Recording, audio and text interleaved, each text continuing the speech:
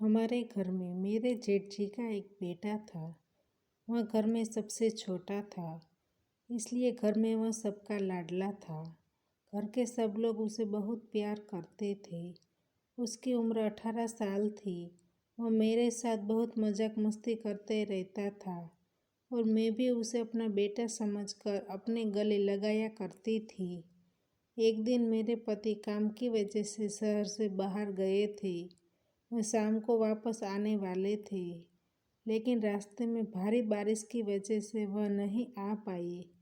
इसलिए मेरे पति ने फ़ोन करके कहा कि उसे अपने कमरे में तुम्हारे साथ सुलाना, क्योंकि मेरे पति को पता था कि उसे रात में अंधेरे में डर लगता है। मेरे जेठ जी का बेटा कमरे में मेरे साथ सो गया। फिर मैं आधी रात को उठी तो उसने मेरे साथ। दोस्तों, हम अपनी कहानी पर चलते हैं। दोस्तों, मेरा नाम पूनम है और मेरी शादी के अभी 7 दिन ही हुए हैं। घर के सब लोग मेरे रूम में बैठकर बातें कर रहे थे। मेरे जेठ जी का बेटा प्रियस भी वहीं बैठा था और छुपकर मुझे देख रहा था। थोड़ी देर बाद मेरे पति मेरे कमरे में आई और उसको देखकर सब लोग एक एक करके अपने अपने कमरे में चले गए, क्योंकि काफ़ी समय हो चुका था बातें करते हुए। मेरे पति बहुत ही अच्छे इंसान हैं। वह नेक दिल इंसान है। वह मेरा बहुत ही ख्याल रखते हैं। ऐसे ही दिन गुजर रहे थे। अब मेरी शादी के 6 महीने हो चुके थे। घर के सब लोग मुझे बहुत ही प्यार करते थे। मेरे जेठ जी का बेटा यानी कि प्रियस, वह मेरे साथ बहुत ही मजाक मस्ती करते रहता था। वह पूरा दिन मेरे आगे पीछे घूमता रहता था। उसकी उम्र 18 साल है। वह 12वीं कक्षा में पढ़ता है। वह मेरे साथ काफ़ी सारी बातें करता है। मैं उसकी बात प्यार से सुनती हूँ और घर के कामकाज करती रहती हूँ। एक दिन वह अपने कमरे में बैठकर मोबाइल देख रहा था। मैं अचानक से उसके कमरे में चली गई। वह मुझे देखकर डर गया और तुरंत ही फ़ोन बंद कर दिया। मुझे थोड़ा अजीब लगा, इसलिए मैंने उनसे पूछा कि क्या देख रहे थे जो मुझे देखकर फ़ोन बंद कर दिया। उसने कहा, कुछ नहीं, बस ऐसे ही देख रहा था। लेकिन मुझे जानना था कि वह मोबाइल में ऐसा क्या देख रहा था। इसलिए मैं उसके कमरे से बाहर निकल गई और छुप कर देखने लगी। उसको लगा कि चाची चली गई है, इसलिए वह फिर से मोबाइल देखने लगा। मैंने देखा कि वह एक रोमांटिक मूवी देख रहा था। मैंने थोड़ी देर देखा, फिर मैंने अंदर जाकर कहा, आज मैं तुम्हारे चाचा को बोल दूंगी कि तुम क्या देख रहे थे। वह बोला, प्लीज़ चाची, उसको कुछ मत बताना, अगली बार ऐसा नहीं होगा। मैंने उसे छोड़ दिया। मुझे यहाँ अपना ससुराल अपना मायके जैसा लगता था। मैं अपने ससुराल में बहुत खुश थी, लेकिन मुझे क्या पता था कि मेरी ज़िंदगी में बहुत बड़ा तूफान आने वाला है। एक दिन मैं अपने कमरे में बैठी हुई मेकअप कर रही थी, क्योंकि मेरे पति के आने का टाइम हो चुका था। लेकिन मेरे पति से पहले प्रियस मेरे कमरे में आया और मुझे ध्यान से देखने लगा। थोड़ी देर बाद वह बोला, चाची, यह वाली लिपस्टिक लगाइए, आप पर बहुत अच्छी लगती है। मुझे यह बहुत पसंद है। मैंने सोचा, ठीक है, कोई बात नहीं, बच्चा ही तो है। इसलिए मैंने उसने जो बोला था वही लिपस्टिक लगा ली। फिर वह मेरे पास आया और मुझे अपने दोनों हाथों से। फिर वह कहने लगा, चाची, आप मुझे बहुत पसंद हो। मुझे उसकी इस तरह की हरकतें बहुत अजीब लग रही थी, इसलिए मैंने उसे धक्का दिया और गुस्से से उसको देखने लगी।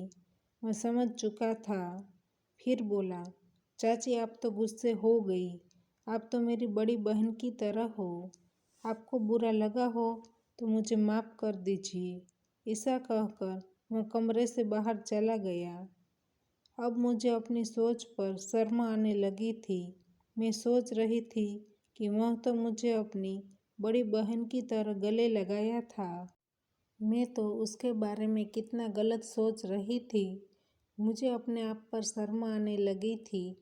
दूसरे दिन फिर से उसने ऐसे ही हरकत की। उसने फिर से मुझे गले लगाया। मुझे यह सब कुछ अंदर से बहुत अजीब लग रहा था। मुझे लग रहा था कि यह सब कुछ गलत हो रहा है, लेकिन मेरा दिमाग कह रहा था कि वह छोटा बच्चा है। वह मुझे अपनी बड़ी बहन की तरह मानता है, लेकिन वह इतना भी छोटा नहीं था। उसकी उम्र 18 साल थी। एक दिन मैं किचन में खाना बना रही थी। वह स्कूल से आया और सीधा किचन में आया। मैं उसे देखकर बोली, जाओ कपड़े चेंज करके आओ, मैं तुम्हारे लिए खाना बनाती हूँ। उसने मुझे फिर से गले लगाया, लेकिन मुझे बहुत ज़्यादा पसीना हुआ था, इसलिए मैंने उससे धक्का दे दिया। फिर भी वह मेरे नज़दीक आया और मेरे चेहरे पर से अपने हाथों से पसीना पोंछने लगा। फिर वह बोला, चाची आप इतना काम क्यों करती हो? मैंने कहा, जब तुम शादी कर लोगे फिर मैं तुम्हारी पत्नी को काम करने के लिए बोलूँगी। उसने कहा, चाची आपके जैसी मुझे पत्नी चाहिए। आप मुझे बहुत पसंद हो। आज मुझे उसकी आंखों में कुछ अजीब सा नशा दिख रहा था। मैं उसको डांटना चाहती थी, लेकिन मैंने सोचा कि जो मैं उसको डांटूंगी तो वह घर में सबको बता देगा और घर वाले सब मेरे पर गुस्सा करेंगे। इसलिए मैंने सोचा कि यह बात मैं अपने पति को बताऊंगी। रात को मेरे पति आए। मैंने उनसे इस बारे में सारी बातें बोली, लेकिन वह हंसने लगे और कहने लगे कि वह तो अभी बच्चा है। वह तुझे अपनी माँ की तरह प्यार करता है। तुझे समझने में कुछ भूल हुई होगी। इतना सब कुछ सोचने की कोई ज़रूरत नहीं है। फिर सुबह दूसरे दिन मैंने अपनी सास को यह सारी बातें बताई। वह भी हंसने लगे और कहने लगे कि तुम्हारे पति की बात सच है। तुम्हारा स्वभाव बहुत अच्छा है। तुम सारा काम अच्छे से करती हो। मैं भी चाहती हूँ कि प्रियस की बहू भी तुम्हारे जैसी ही आए। मैं कुछ नहीं बोली। फिर मैं अपने आप ही प्रियस से दूर रहना शुरू कर दिया। एक दो दिन के बाद उसको समझ में आया और वह मेरे पास आया और कहने लगा, क्या हुआ चाची, आप मुझसे बात क्यों नहीं कर रहे हो? मुझसे क्या कोई गलती हो गई? मैंने हंसते हुए कहा, नहीं ऐसी कोई बात नहीं है। मैं घर के काम में बहुत व्यस्त थी, इसलिए टाइम नहीं मिल रहा है। वह एकटक मेरे चेहरे पर देख रहा था।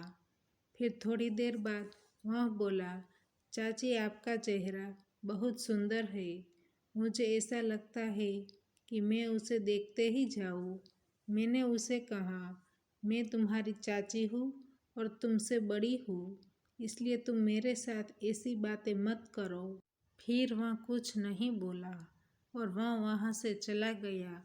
मैं भी अपने घर के कामों में व्यस्त हो गई। थोड़े दिन अच्छी तरह से चले गए। फिर एक दिन मेरी तबीयत खराब हो गई। मेरे पति मुझे डॉक्टर के पास लेकर गए। डॉक्टर ने मुझे कहा कि आप प्रेग्नेंट हो। यह सुनकर मैं बहुत खुश हुई और घर के सभी लोग भी बहुत खुश हुए। डॉक्टर ने मुझे आराम करने को बोला। फिर एक दिन घर के सब लोग, बुआ जी की बेटी की शादी थी तो वहाँ जाने वाले थे। मैंने अपने पति को बोला कि आप मुझे मेरे मायके छोड़ दो, मैं वहाँ आराम करूँगी। उसने कहा, कहीं जाने की ज़रूरत नहीं है, क्योंकि घर पर प्रियस रहने वाला है, क्योंकि उसकी एग्ज़ाम चल रही है। इसलिए तुम दोनों घर पर रहना और घर का कुछ भी काम करने की ज़रूरत नहीं है। हम सब लोग शाम तक आ जाएंगे। फिर सब लोग चले गए। फिर शाम को अचानक से जोर से पवन और बिजली और भारी बारिश शुरू हुई। इसलिए मेरे पति का रात को फ़ोन आया कि वह सुबह आएंगे, क्योंकि बारिश बहुत ज़्यादा है और बिजली भी बहुत तेज़ हो रही थी। प्रियस बिजली से बहुत डर जाता है, इसलिए तुम उसको अपने कमरे में सुलाना। मैंने इस बात पर मेरे पति को साफ मना कर दिया और बोला कि वह अब बड़ा हो चुका है, अब उसको डरने की कोई ज़रूरत नहीं है, वह अकेला सो जाएगा। मैं उसको मेरे कमरे में मेरे साथ नहीं सोने दूंगी। मेरे पति बोले, मैंने जो कहा है वैसा कर, मेरा दिमाग खराब मत कर। तुम हर बार उसको लेकर मेरे साथ झगड़ती रहती हो। उसने इतना कहकर फ़ोन कट कर दिया, लेकिन मैंने अपने पति की बात नहीं मानी और अपने रूम को अंदर से लॉक करके सो गई। लेकिन थोड़ी देर बाद ज़ोर से बिजली की आवाज़ आई और लाइट भी चली गई। थोड़ी देर बाद किसी ने मेरे रूम का दरवाज़ा ज़ोर ज़ोर से खटखटाया। मुझे लगा कि वह प्रेयसी होगा। मैंने दरवाज़ा खोला। जैसे ही मैंने दरवाज़ा खोला कि वह ज़ोर से मेरे गले लिपट गया और कहने लगा कि मुझे बहुत डर लग रहा है। मैंने उसे शांत करने की कोशिश की, लेकिन उसने मुझे बहुत ज़ोर से पकड़ रखा था। मैंने उसको बोला, कुछ नहीं हुआ है, सब कुछ ठीक है।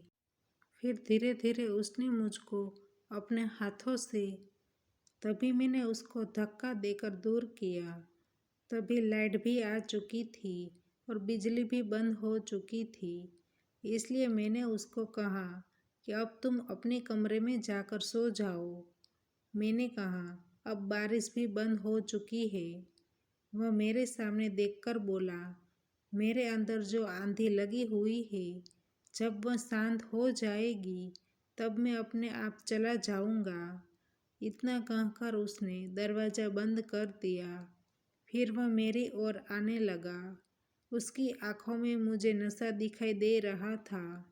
मैंने उससे कहा कि मैं तेरी चाची हूँ और मैं तेरी माँ के समान हूँ। उसने कहा, मेरी माँ शादी में गई है, तुम मुझे बहुत पसंद हो। उस टाइम मुझे उसको देखकर लग नहीं रहा था कि वह 18 साल का है। मैं उसके सामने रोने लगी, लेकिन उसने मेरी एक भी बात नहीं सुनी। धीरे धीरे उसकी हरकतों से मुझे भी कुछ कुछ होने लगा था, इसलिए मैं भी अपने आप पर कंट्रोल न कर पाई। फिर उसने अपना पूरा नशा मेरे पर निकाल दिया। मैंने भी उसके हर काम में साथ दिया। उस दिन जो नहीं होना चाहिए था वह हमने कर दिया। फिर वह अपने कमरे में चला गया। तो दोस्तों, हमारी कहानी यहीं पे समाप्त होती है।